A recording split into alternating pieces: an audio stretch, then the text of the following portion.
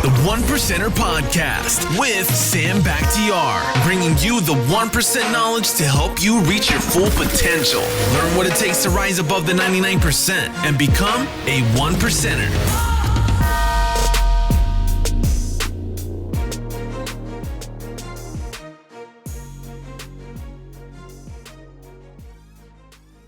All right, Andy, I want to know, how do I make money on real estate? So this is why I love real estate. There are so many different avenues to win. Okay. You could be stay-at-home mom. You want to do real estate on the weekends as a side hustle, make 40, 50, 100 grand a year. Awesome. You could get into the investing side, figure out why it makes sense to maybe not buy a house as your first investment, but you buy a duplex, triplex, or fourplex, which is a huge part of my message. All through my book, I want to talk about that Doors. later. I definitely want to talk about that later. 100%. It's a huge piece that most people miss. There's no ceiling in real estate. Yep. You could make the same money as Tom Brady or more. You could, as like your favorite athlete or musician, there's no ceiling, and I loved that about it. So my thing with real estate, it's very conducive for your lifestyle. Yep. Like if you just want to be mellow and do the minimum, you can still have a pretty good life with a lot of freedom. You get a lot of mailbox money you talk about. The mailbox money. I love the mailbox money. Who doesn't, right? Right? Passive Open up income the mailbox, boom. There's money. Yeah. Whether you worked for it or not, right? Yeah. So for me, it's strategically making your money work for you. Mm-hmm. Money is just a tool. It is a tool to help you create the freedom to spend more time with your family, which is super important to you and I. So that for me is the end goal. Yeah. And I've already done really, really well for myself. We have a lot of mailbox money. We don't really need to work anymore. So now for me, it's the give back, because I was raised really poor with nothing, raised by a single mom who busted her butt. Same. Right? So we have a lot of stuff in common. Yeah. And that creates this like grit of like, I am not gonna lose. Yeah. And even if I lose, I'm just gonna dust myself off and go again. Wow. So that's why real estate's so cool, because you can hit a bad cycle like 2008, right? It's going to affect the whole economy. So not just the real estate. Real estate was the catalyst to that. But it affected you, it affected me, it affected everybody. So I got into real estate in the crash, because I was a wine sommelier before. I was like this fancy wine guy in a suit and my wine bag, and like I was big into wine. So you got into it in 2008? I got into real estate when it was going down. And like the worst time, which is actually the best time, isn't it? Which I found out 3 years later, because I'm buying buildings that are in foreclosure for pennies on the dollar, thinking like, oh, this is just what you do. Yes. Fast forward, all my mentors, these old salty dogs that are just like, oh, this is our fourth cycle, we love this. I'm like, you love this? I found out why they love it. Because they're prepared for it. You know, they prepare for excuse my language, my dumbass. Mm-hmm. You know, when I started making some money in 2000, I started making money in 2001, 2002, I started making some money, and I thought it was money. You know, my context was so small because I was raised poor. I'm from Sharon, Pennsylvania, where, if you make $2-3 grand a month, you are killing it. Yep. So I started making 10-20 grand a month. They came to Ferrari at that time. Mm-hmm. I was making 15-20 grand a month. And I had a $5,000 car payment. I get it. That's the kind of shit that I did. But it's because you were obsessed with cars. You loved cars from a super young age. Yeah. So I got a ton of respect for that. Yeah. Here's what I love for my hard assets to pay for those cars. I want my tenants to give me my watches, my cars, and everything else, and provide a lifestyle. Passive income. Passive. So I know that you're a big proponent of not buying a home first, getting a few small units under your portfolio first, and then cashing out equity to get your home. Am I correct? 100%. Okay, can you talk about that? Yeah, so for me, it's a huge part of my message, because if my mom, if she would have had just a little bit of knowledge around that, we'd have lived a very different life. So for me, it hits me in my soul, in my core. If I can help one single mom out there realize maybe don't buy a condo, maybe don't buy a house and go all in and now you're house poor. What if you bought a duplex instead? You used the tools we have in this country, which is 3.5% financing. FHA, right? FHA financing. People for a million years thought it was called first-time home buyer assistance. Yeah. It's not. It's just federally assisted, and it's all fully insured, which is great. What most people don't know is it falls under residential financing. Residential financing is a condo, a townhouse, a house, duplex, triplex, or fourplex. The law speaks to this. So for me, it's why would you buy a house when you can buy a duplex, especially in Long Beach, there's 2 houses for sometimes the same price as you could buy a house. This house is going to cover 80 to 90% of the whole mortgage. So the house that you live in right here is almost free or free. If you could do that, and then over 20 years it's paid down, now your tenants are paying off your equity. But what I help a lot of families do, especially young families, is you buy a duplex, 3.5% down, basically putting $23,000 down on a $700,000 duplex. So it's going to be really nice, right? Live there for a year, 2 years, refinance a little bit of the capital out, refinance the duplex into a conventional 30-year fixed loan, so your PMI, which is your insurance, drops way down, and then you buy a 3-bedroom, 2-bath house and start a family. Now you have an income property that's helping you pay for your mortgage of your new house, and if that's all you did for 20 years, you'd be set. Wow. Now, most Americans, I was growing up to say, you know what, buy a home, buy a home. Me too. A home is an asset, home is an asset, home is an asset, buy a home, my home. But then when I bought a home, I'm like, wait a second, it's really not my home. The banks. It's not, I don't own the home. Correct. It's the bank's home because I didn't buy it cash. I bought this one cash finally after I got smart. After 2008, after I started getting foreclosure notices on my house. No one's taking my house now. And now I'm like this. I'm like, no, man, nobody's going. But I'm so jaded. I'm so jaded by getting foreclosure notice that I didn't know if I was going to come home and the locks be changed or whatnot. But for me, it was when I bought the house, I'm like, oh well, it's an asset. That's an asset. Well, you got to pay the taxes, and you got to mow the lawn, and you got to pay for the insurance and water, gas, electric, cable. So it was a huge liability. And then when the time came that I couldn't pay for it, then I really quickly found out that it was not my house. Right. You know what I mean? So it's a huge blessing, though, right? Yes. It's funny. Nobody wants to get a notice of default. Nobody wants to know that they suck and they can't afford their house, right? So many people that I've talked to, it's reframed their structure of how they look at the world. Yeah. Like I was taught, right? We're all about all these belief systems that we have. So it's, here's what I'm supposed to do. I'm supposed to grow up, supposed to get a good job, and I'm supposed to buy a house and start a family. When those things happen and then everything goes catastrophically wrong, that is just such a beautiful time for growth. It's not fun when you're in it. Yeah.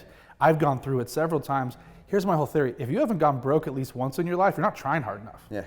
Like you're not pushing hard enough. Yeah. And in the whole real estate vibe, you are now able to take a bad situation, do some self-reflection on what didn't I know? And now you own units, now you pay cash for this house. So yes, a really challenging time in your life became the catalyst for some massive growth and education on a financial level. So I know, there's some proponents like Grant. Grant says don't own a home at all. Mm-hmm. You know what I mean? Just buy units and then, and just rent a place. You don't say that. You say eventually you want to buy a home, right? So yes. you're not saying what Grant is saying. You actually do believe in owning a home. Correct. Love it. Can you elaborate on that? What's the differences between what Grant teaches and what you teach? So for me, home is still where the heart is. Me too. Home is where memories are made with your family. Me too. We do VRBO and Airbnb all over the world. Yep. It is amazing for travel. Yep. We'll go to Italy for a month, right? Amazing home, and we get to experience it and we leave. We made some memories there, but I want my kid's height etched in the door jamb. Yep. I want pictures of that. I like the way it feels to be home. And here's something that he says a lot that I don't actually agree with, is you shouldn't own a home and you should put all your money into your business. Well, what happens when a similar 2008 happens, which is going to happen at some point? There will be a correction. I don't think it's going to be as big, but now all your money's in your business that goes away. Now your house goes away too. I think it changes your risk exposure. So for me, it's you're a little more diversified. And go slow. Real estate is a slow game. Everybody's go as fast as possible. I'll tell you when to go fast. Right now, go slow. When you listen to my podcast and I'm I just raised $600 million and we're going as fast as we can, then go fast. That's what I did. I listened to the experts. I followed the billionaires. You go fast when there's a down economy. That's right. That's when you go all in. When there's a winter time when you're prepared, that's when you go fast and you say you pick up stuff pennies on the dollar. I remember, my second home, was like I said, I was getting foreclosure notices after not paying for 2 years. I was 2 years, behind.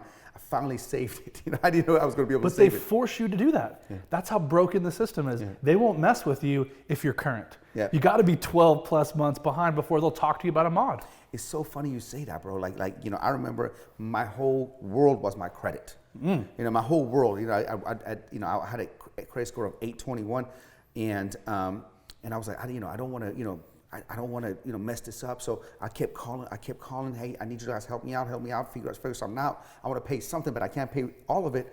Nobody will call me back. And then I remember, a friend in real estate said, well, of course they're not going to call you back. You're current. You're not a problem yet. Yeah. I'm going like, well, I don't want to be late. I don't want to mess up my credit. They won't talk to you. So I never forget that day when I missed a payment, and then next thing you know, they actually want to talk to me. When my credit score went down from 820 to like 550, literally overnight. Yep. You know what I mean? That's how it works. It was crazy. So you talk about memories, you talk about family, and I think that the difference between what you teach and granted, a lot of similarities, but the difference is that you actually, not everything that you do is about making money. No.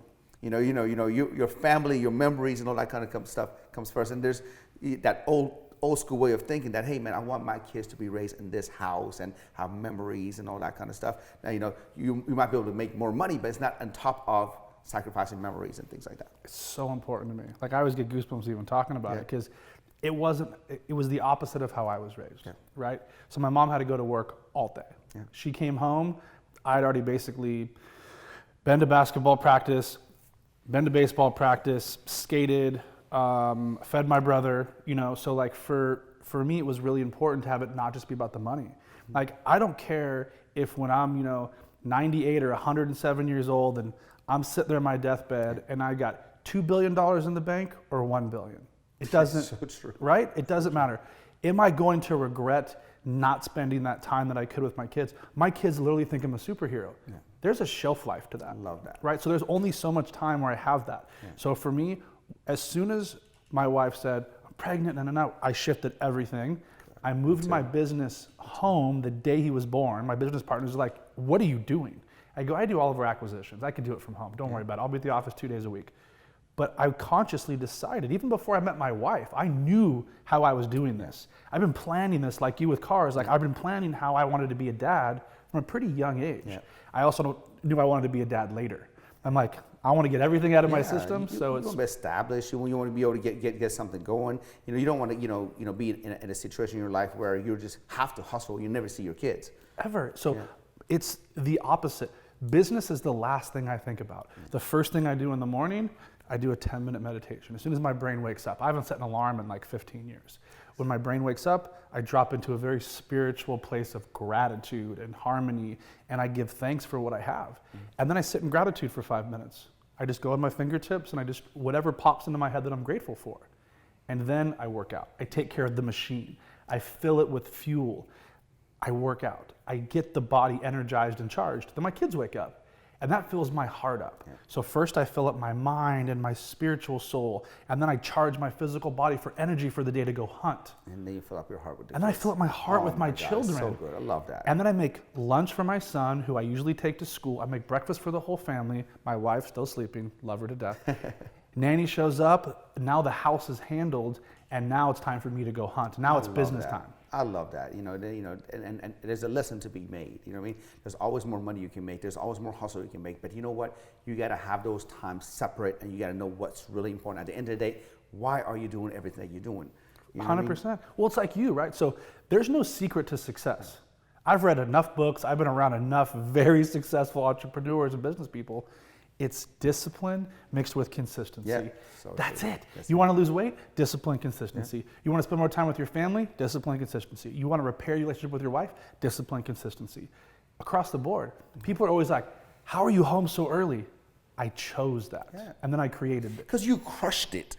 When you go to the office, you have an agenda, you crushed it. Then you earned to come home early. That's right. You know what I mean? That's it. So for me, the time management thing, the discipline thing is so important. So every single day when I get in the office, I'm on one agenda: to get shit done, to be as efficient as possible with my time so that I can come home. At the end of the day, the real hustle is to come home and not worry about anything and get everything done. That's the real hustle. That's so right. let's talk about all these questions that I have for you. Sure. Okay. I have a property in Vegas. It's just a single home story. Okay. Right. I bought it when I was young. I was going to Vegas all the time. Now I'm renting it out. Okay. Okay. Should I keep it rented? Should I sell it and get multi-units? Should I Airbnb it? What would you do? So that, what would you do? What would be the best course? Sure. So for me, it's always about the math. Okay. I take all of the emotion out of the physical asset. Yep. You have to, right? Yep. If the math works, you might keep it. Right. It's always like, okay, so for money, it's a tool. Is a house that's there in Vegas the highest and best use for that capital, right? So exactly. Right? Yep. So it's like a person. Yeah. Is your highest and best use to sit in a cubicle and do data entry all day? I love that word, highest and the best use. I always say that. What's the highest and best use for the person, or what's the highest and best use for their fitness program? And something you said in an interview, which I absolutely adored, was you're like, I don't care how we're going to get there. It might be a little bit of personal training. It might be classes. I go, we're focusing on you losing 20 or 40 pounds. It's the result. So for me is what's the highest and best use for your capital, for your family, because you're creating this legacy. It's an empire builder. Are you deploying your capital in the wisest place? So I would look at the math and say, look, Sam, you're only netting $10,000 to $12,000 a year on this asset. That's a great return. Is it an amazing return? Right. And because you bought it so long ago, you probably have a chunk of equity. You could move that. It's paid for. It's paid for. Paid for, so it's free and clear. So if you were to take it, let's call it $650,000, $700,000, roll that in to a $2.6 million property in Cleveland, Ohio, that's going to net you $10,000 a month in cash flow. Is that a better use of that capital? Yes. Hell yes. So for me, that's why I like doors. The more doors, the more opportunity to make those numbers pencil better. Okay, I love that. So let's just say I'm taking the equity out and go to a state that gives me great cash flow. Yes. And let's talk about that a little bit. Like I told you, I own properties in Long Beach. They don't give me a lot of cash flow. But their appreciation is massive. Yes, agreed. Absolutely. They're appreciating at a huge rate. Yes. You know what I mean? And then there's also states like Ohio, Houston, and all that kind of stuff. Well, you buy stuff, the cash flow is good, but they don't appreciate as rapidly. Correct. Okay. What's the play, or should you do both? Both. Because I love it. I knew he was going to say that. Because here's the reason: I'm here in Southern California. I can dramatically control the outcome of the appreciation. I can fix it up, make it appreciate faster. I can do things to help my appreciation game. When I invest that estate, I don't care. Okay. I'm not trying to make it look like the prettiest building there is to get the greatest return, because I also know it's strictly a cash flow play. So again, that kind of goes back to what Grant's talking about, where it's like, you have to buy units and don't have a house. That's not a blanket statement, because that's not accurate in every market, right? And here's what, in my opinion, I think Grant's trying to do, because he knows it's really hard. Most people that try to go buy a 36-unit property aren't going to get that loan. They don't have enough experience. Yes, they vet the asset more than the person, but it's a very difficult loan to acquire. So when you fail, you call up Grant, and you're like, Grant, this is too hard. Can I just push my $200,000 into your fund? Yeah. Grant's like, absolutely, that's great. That's part of his marketing, which again, Grant does some amazing things, right? Oh, no, absolutely. We sure. love Grant, what he's doing. You don't have to agree with everything, but For sure. So for me, it's you have to do what's the highest and best use for you and your family. That's why there's not one way to do it. You have to do what's best for you. What's best for you and your family. That. So I sit down and we do a lot of belly to belly reverse engineering of where do you want to be? Well, so I need at least $10,000 in cash flow. Okay, cool. You're probably not going to accomplish that in this state. Here are some options. Yeah. So we work through what's your desire, and then we go the other way. Some people, they just want a really cool property by the beach. For them, it's ego. They don't care about the money. Yeah. So I have to get to the facts. So in your portfolio, because how many units do you own? We have 162 under contract. Well, I know you have that book, 100 Doors, so you definitely achieved that. You know yes, what I mean? So out of those, what percentage would you say is, an equity play, and what percentage is a cash flow play? It's 60-40. So pretty even. Pretty even. You don't have a formula. It's just whatever comes on the market, and it seems like a good deal, something that you can play with, you go with it. I keep the math really basic because I have a basic brain. Yeah, me too. Like I'm severely dyslexic. I've got too. every kind of OCD, which we talked about. I've got ADD. Me too. Man, like I used to face the labels in my fridge, which would like drive my wife bananas. I'm like, it makes sense. You can see it, right? So I have all that stuff. And I was told my whole life, like, oh, you know, it's a problem and it's a disability. It's a superpower. And I use it to my advantage, especially when I'm trying to value real estate. So I keep the math very basic. How am I going to scale this property? What is its highest and best use, right? And I pass on most deals because I wait. I wait for the good ones that make sense. So for me, it's not just a simple, oh, here's a 4-unit, here are the rents. I look at like, where's this place going to be in 10 years? What's going on with the neighborhood? And here's a tip for all your guests. Go knock on the doors of people. If you're looking at property, go talk to the neighbors. What's going on in the neighborhood? How long have you lived here for? You'll find the nosy nebby that'll give you all the details. Because once you buy a property, you might be stuck with it. It's like, well, there's this guy across the street. He sells drugs. He's a problem. Well, I can't move that guy. Yeah. So it's one of those. That's why real estate's hunting. It's not like just going and getting it. It's a hunt, and that's what I love about it. And there's a tremendous amount of growth you can have with it. But for me, it's just, is the deal going to work for my goal for my family? One of my goals is to help everybody that works for me. Smart. And I know, I have a bunch of young guys working for me. They're young, hungry entrepreneurs. They want to acquire wealth. Let's say somebody has $25,000 saved up. You know what I mean? They don't own a home or anything like that. You recommend them maybe go get like a duplex, fourplex. Put that $25,000 towards the FHA, the 3% down. Use that cash flow to live, right? I speak to a lot of trainers. I speak to a lot of gym owners.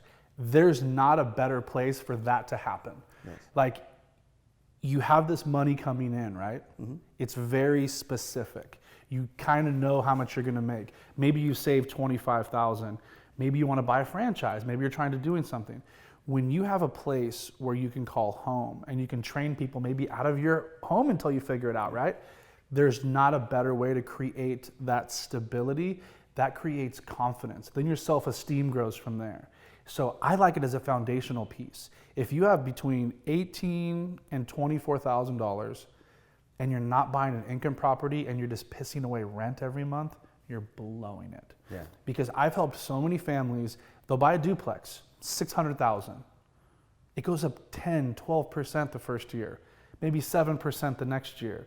Then maybe pretty soon, within 2 or 3 years, you have $100,000 that your asset did for you while you were at work. Yeah. The equity game is everything. There's only so many hours in the day to work. Yeah. So for me, I love to help people just go look at a duplex, even if it doesn't make sense. Can you live there for 1 year and 1 day? That's what the law states. If you use this particular kind of loan, you have to live there for 1 year. It used to be 2 years. They changed it. They made it easier. And here's the other thing is if you are a gym owner or you're a personal trainer, you can go, and this is a great hack, and I teach a lot of people this. If you go and get your real estate license, right?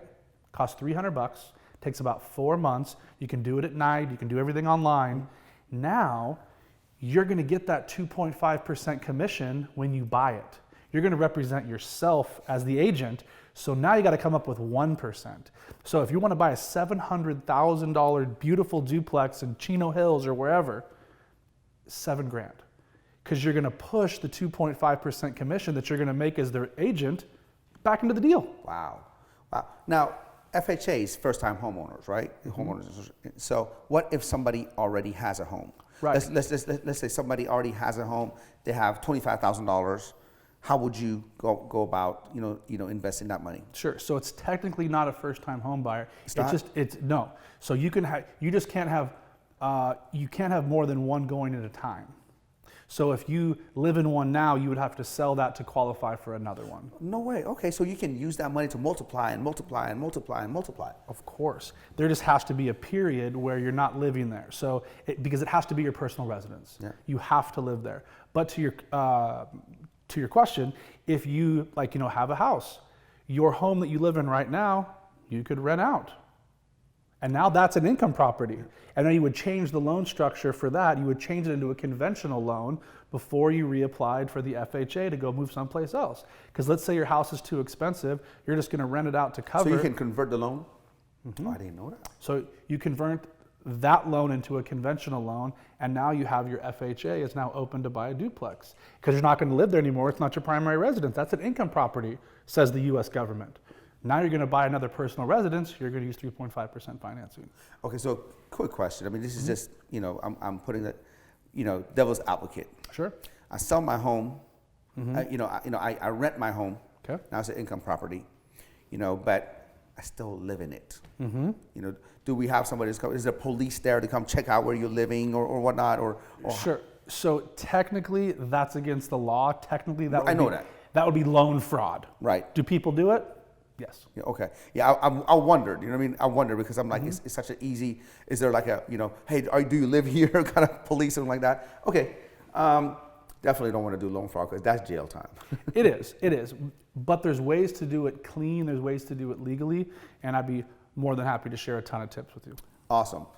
So when we get to buying a home, how do you protect that home? How do you make sure that it seems like when you buy a home, then you have an asset, and especially when you start doing good in life, everybody and their mother can come after you.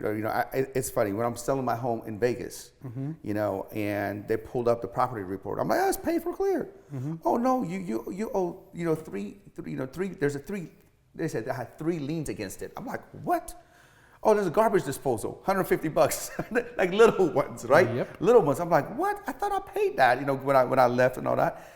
How do you protect your home and keeping it? Sure. So it usually starts with the person.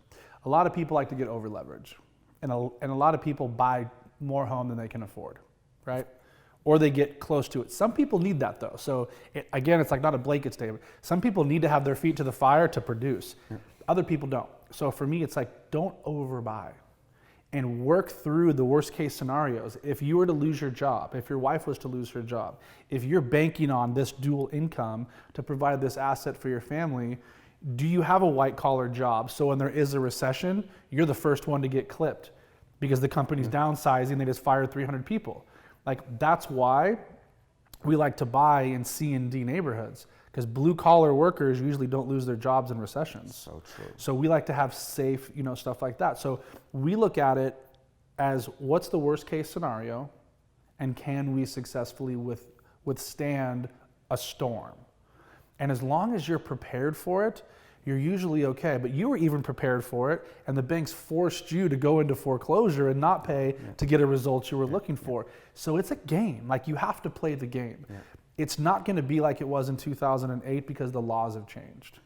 Income properties. Income properties is a very different topic. Income properties, do you put them in a different LLC? Do each one of them have a different LLC, or you have one entity that owns all these income properties?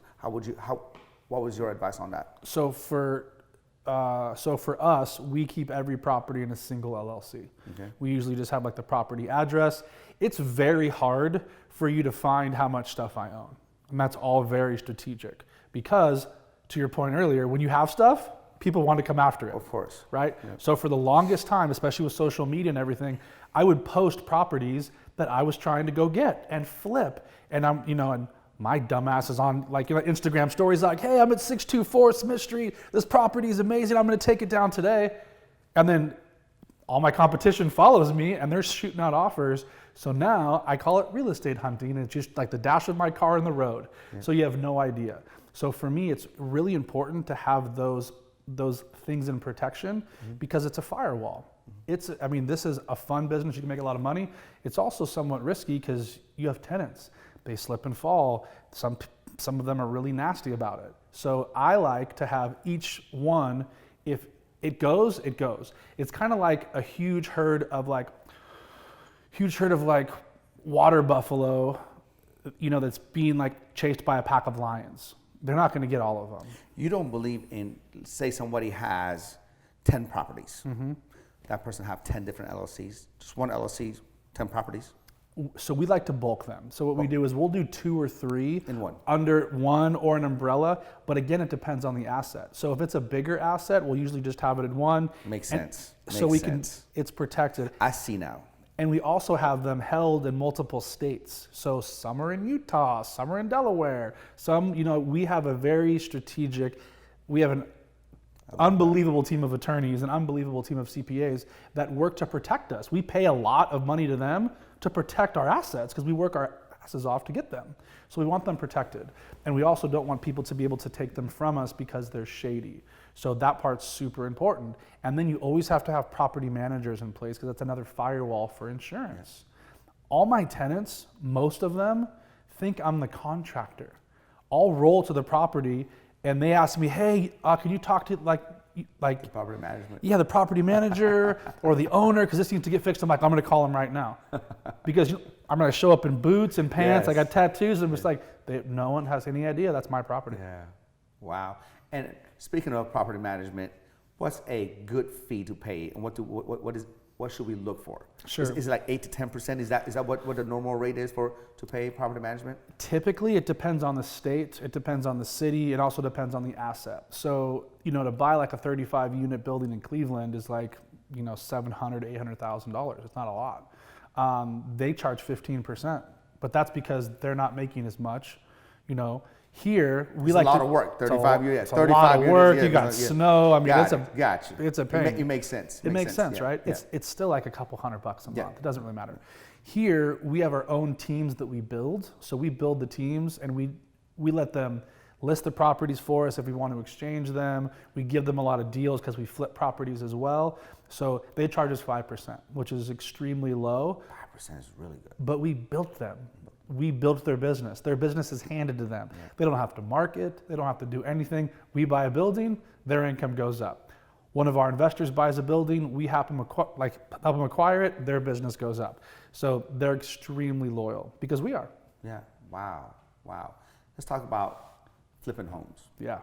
You do flips? A ton. Okay. Less than I used to. We used to flip 120 to 160 a year.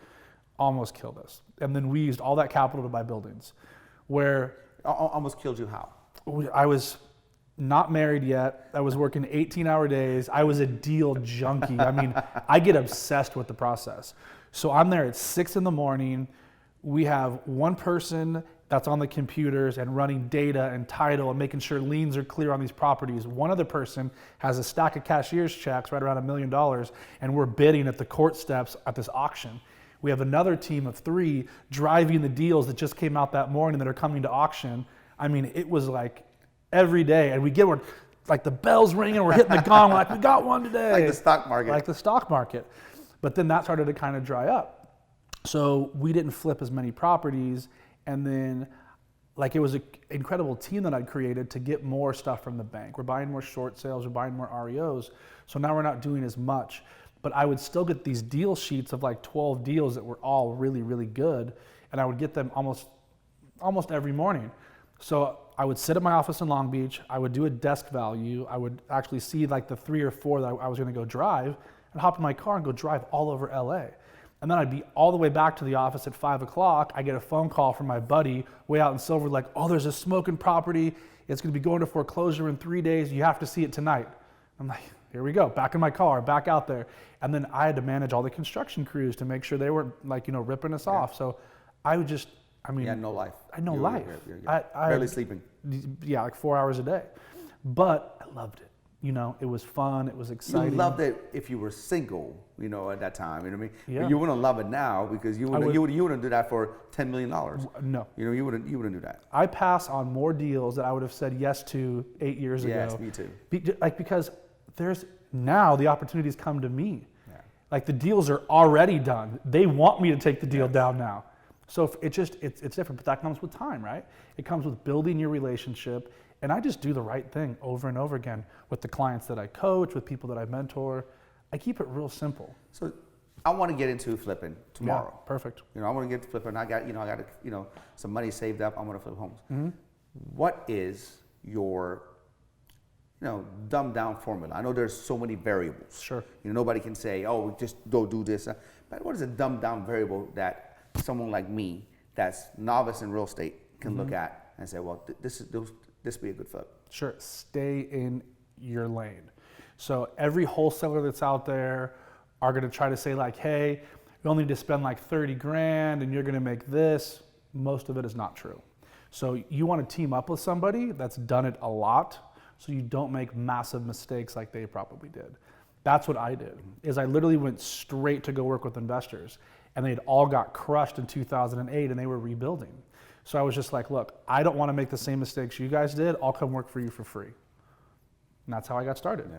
But you want to be with somebody who's seen it done wrong and then is now doing it well, just to protect your money so you don't have to make the same financial mistakes that they did. But for me, it's like, find something that needs a little bit of landscape, a little bit of paint, and is probably a little bit below market. Like if you get into a project in your first one and you're doing all new plumbing, all new electrical, you're pulling it down to the studs, you don't have the skill set yet to run that project efficiently to make it profitable. And then you're gonna get mad, you're gonna lose money, and you're gonna say flipping doesn't work and it's the real estate's fault. Yeah. Nope, your fault. Yeah. So that's why we pass on a bunch of deals, because I could look at a deal now, I can walk a property in 10 minutes and tell you exactly what we're gonna do with it over the next 4 months. Yeah. Yeah. So for me, it would be go real slow. Look at a ton of deals, and then I would say, Sam, you're gonna hop in the car with me for 2 days and you're gonna see what this shit's all about. And you're gonna be like, this is awesome, I'm in, or this sounds terrible, I'm out. If ever that opportunity ever comes, man, let me know. I would love to be a fly in the wheel. We should do it, and we should film it. So there's a show that we have. We're going to start filming season 3. It's called Real Estate Hunting with Andy Dane Carter. It's literally what I do. I just go to properties that I have to go vet anyways, and we film it. And I'm like, I would rip out this wall. I would take this wall down. We're going to do this, and I'm going to hammer him for like $30K in escrow, and I'm going to get a big discount. Nice. Yeah, I'm totally down. It'd be fun. Yeah, I'm totally down. Tell me about your company and what you do. Sure. As far as people coming to you for investments and all that kind of stuff. How can you help me? Sure. So we heavily vet all of our investors. So in 2008, 9, 10, we had 12 investors. Most of them were attorneys, high litigators, and they were so busy they couldn't do what we were doing, so they gave us money to help them. Yeah. So we kept it really small. And you typed me into Google 4 years ago, I don't exist. I'm nowhere to be found. We were just heads down grinding. And then we slowly started to build. This thing. I separated from my partners because they were going in a totally different direction. Now they're huge in the space, of weed and cannabis, and they went in that direction. I kind of just stayed the path. So for me, it's like... That's not your passion, obviously. Your passion is real estate. Real estate. So we still do a ton of deals together. I do the real estate side of what they do. So we still invest together. Yeah. I own the buildings that they operate their businesses in. So now they're my tenants, we're partners in the whole thing. So I'm still on the real estate side of it. I just don't go into that whole world because that's not where I wanted to go. So we help a lot of people either move their capital to the fund where that's going to net you some kind of return. Everything is guaranteed every single month. It's secured by a first deed of trust in a building, and you're completely secured and safe. Or we do what's called a 50-50 split with you. Let's say a building, is 1.2, you're going to put up 600, we're going to put up 600, we split it 50-50, we split the construction cost, we split the cash flow, we split the upside. Shared risk. Got it. Very much like a syndication, right? That's basically what Grant does. He puts together syndications that are shared by thousands of people. Yeah. We keep them a little smaller. And then we have definitive exits. So in 5 years, you're going to get your money back, we're going to refinance the property out, and we're going to hold it forever, or we're going to sell it. So, or you want to flip properties. We'll find you a flip that has plenty of room in it. Look, Sam, you're going to make $100,000 on this. If you completely shit the bed and miss, you're going to make 50. Mm-hmm. So we have the deal, we acquire it, we vet it with you, and then we sell it to you. And then when you're done flipping it, you call me, Andy, who's your staging company or whatever. We come, we stage the property, we fly drones, we market it, and then we sell it for you for 1% to save you money on your exit. Wow. So why would you want to just make 1% on this flip that someone can make $100,000 on? Because we're trying to build a relationship with you. Got it. We're trying to actually... I'm all in back. Right? We're here to show you value, because if you do that, now you're using our contractors, now you're using our agents, we're finding the deal for you. Sense. You're still having fun, you're still flipping houses, you're still fully part of the process of the design work, and you're learning. So we're helping you learn. We're making money as well, but you're making the lion's share. We've always taken care of our investors first. That's been my entire business model since the get. I'm going to do way more for you than you'll ever do for me. What's the lowest investment someone can make with you? It's $200,000 on a 12-month commitment. $200,000 on a 12-month commitment. Now, the fund that you talk about, the fund, right? Obviously this fund is used to buy real estate and all that kind of stuff. What's the return on the fund? Because I know, Grant has the Cardone Capital, it's like 5%, and all that kind of stuff. Yeah. What the fund that you have, what can I expect as far as gains? Sure. So we're very similar to Grant's, except we have your we have your capital for a year is our minimum threshold. Our maximum threshold is 3 years unless we work out a different deal. Grant's is, there's one deal. He has it for 10 years, that's it. You give him $1,000, he has that $1,000 for 10 years. Yeah. So that helps Grant because if there's a recession, he has enough runway to get himself back out of it. Yeah. We are more of like, if I take your $100,000 and you only have 200 and I have it for 10 years. Yeah, I might need liquidity at some time. What if there is a crash Yes. and you need it back Yes. and I just say no? Yeah. I don't like the way that feels. And I also think it's scary because you don't know what's coming.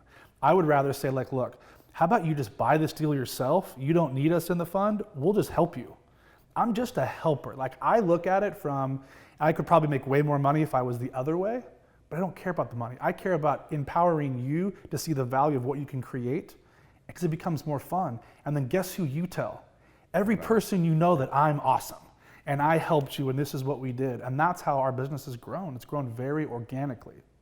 And we're raising a truckload of money right now, kind of very secretively. As you should. Next 24 to 48 months is going to be insane. You so much value, bro. You bring so much value in not only in the content, but in what you provide. Because for me, it's like unfathomable. You find a property for me, I'm making $100,000, you do 1%, but you just get your people busy. Of course, you make money for getting your company busy and all that, but still, nobody does that. And I haven't seen anybody who do that. If they make you $100,000, they want 20 or 30 or 50. You know what I mean? Because it's a take game. Yeah. I'm the opposite. If I just give it all to you, you do more and more and more. And I'm creating a real legacy. Yeah. And I shifted about a year ago. We built a very successful media company. It went from 0 to 7 figures and ate me alive for about a year and a half. And I was like, that's going now, that's great, I'm gonna go in a different direction. So now we actually have a traditional brokerage that we're building out in Long Beach. It's gonna be half residential, half commercial.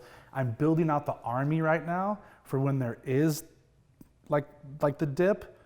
You're ready. All of it. Yeah, You're so ready. we have the capital right here. We have the teams already built. We already have a massive wholesale team. We already have amazing construction relationships. I'm just like this. I'm just. You're waiting for the winter. That's You're it. waiting for the winter time. For people who don't understand, protected by the first deed of trust. Because I didn't know that because I do that kind of stuff. Sure. When somebody loans you money, right? A lot of times they feel insecure. They say, I want to put this money into this trust. What does the first deed of trust do to protect them? Sure, it's a deed. So, okay, Sam, let's say there's this awesome property in Long Beach. We're gonna flip it, and it's $1 million. You're gonna give me, like whatever, $700,000. We'll call it, right? You're gonna give me 700. We're gonna put you in first position. So you own the house. It's in your name. If we decide to just like leave for Vegas and leave you high and dry, you can now sell the house for 1.2 pre-rehab, and you're gonna make $400,000 on us because we're idiots. So what it does is it takes the fear away because you're in first, you actually own the dirt. You have a deed that's in your safe that says you own that property. We're gonna do all the rehab, and once we flip it, you then have to do so then you have to sign the deed to the new owner, and then if we still have your capital, we put you on another one. Yeah. So your capital is always protected by a first deed of trust. I love that. Sometimes we do a second, it just kind of depends on the deal, but you're protected on a hard asset. That's why all my money's in real estate, because I can't control what the board of directors does for Coke. If the CEOs decide to hook up with their secretary, the stock price plummets, what does that have to do with me and my family? Yep. I have no control. So I took full control of my family's future. And I had no idea what I was doing in the beginning. But I'm like, if anybody's gonna mess it up, it's gonna be me. And there's that risk reversal for your clients. 100%. You know what I mean? We try to mitigate as much risk as possible where it's like, look, so if there was a huge earthquake and leveled every single thing in all of LA, you're fine. If we go to Vegas with your money, you're still fine. That's awesome, man. So I like to feel safe and secure. It's my wife's most favorite words, safe, secure. It's most people's underlining stuff. Yeah. Nobody likes to be on the edge of losing it all. Yeah. It doesn't feel good. Some people are wired for that. They have to have it. For me, I like stability. That's why I love my home. Like, and I can tell you love yours. Like, I come home and I'm like, I'm proud. Like, this is the kingdom I built. Yes. Doesn't it feel good? Feels real good. Yeah. So I like for my investors to feel that same way. Not sleeping at night thinking like, I wonder if I'm going to lose everything, or you're not gonna. Yeah. Love it. Andy, for those people who haven't heard about you, where can they go find out more information to invest with you? Sure. Where can they go to follow you? I know you have it, you do a lot of stuff on YouTube and all that kind of stuff. Can we find out more about that? Sure. Yeah, I'm super easy to find. I'm huge on Instagram. It's just my name, Andy Dane Carter. It's ANDYDANECARTER. If you type it into Google, you'll find my website. You'll find all this information about the fund. YouTube, we have an amazing podcast called The Andy Dane Carter Show, where we sit down with amazing people like yourself, and we just talk about business and people. So I'm really easy to find. Just drop me into Google. All right, thank you so much for coming down. Thank you so much for dropping knowledge bombs, man. Thank you, brother. And I got some money for you, man. I'm serious. Let's go. All right. Thanks, Sam. Hey guys, if you liked today's episode, do me a huge favor. Go ahead and leave a comment below, subscribe to the channel, leave me a review, and tag a few friends that you think can benefit from what we shared today. Really appreciate it. God bless.